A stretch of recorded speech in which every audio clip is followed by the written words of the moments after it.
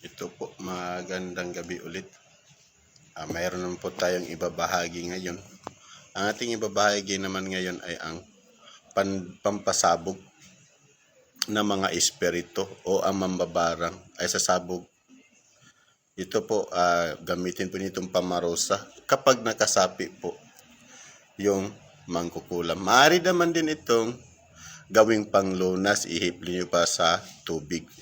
Sasabog at sasabog po yun ng kapangyarihan ng mga masasama. Kasi pampasabog po ito eh. Ang orasyon ay, biak hom nook, bagsaak biak igusom.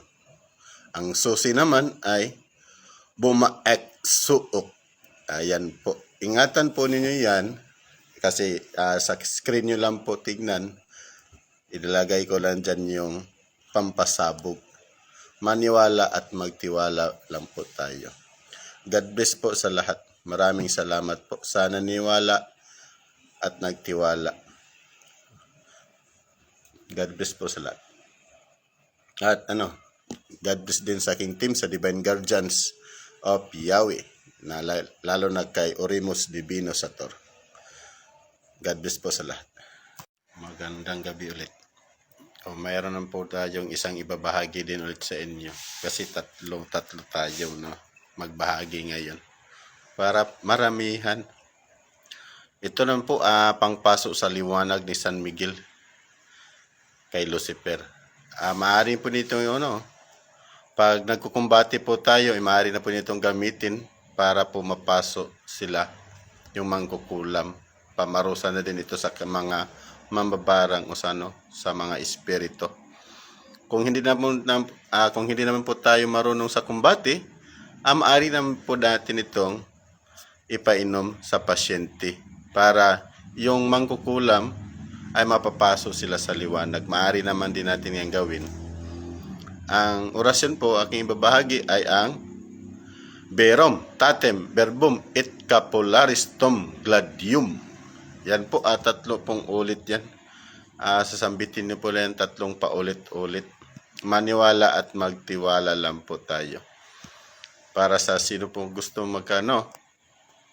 sa hindi pa marunong, maaari na po niya yan gawing ihip niyo po sa tubig o sa tuktok ng pasyente. Kasi ang panggagamot ay nakadepende sa atin. Maniwala at magtiwala lang po. Mayroon po tayong isang ibabahagi ulit. Panawag at pandurog ni Metatron sa kalaban. Maaari po itong paghawak nyo na pag nagkukumbate, maaari naman din itong gamitin panawag o pandurog ng kalaban. Pag tinatawag nyo ng mangkukulam, maaari din itong gawin. Ang orasyon ay Sabuitak Ja Hoxium Pu. 3 ulit po yan ibabalik-balik ng pagbasa. Alagaan po niyo yan kasi yung mga binahagi ko po ay talagang ginagamit ko po talaga yan. Noong una, ginagamit ko po talaga yan na pamarusa at panawag.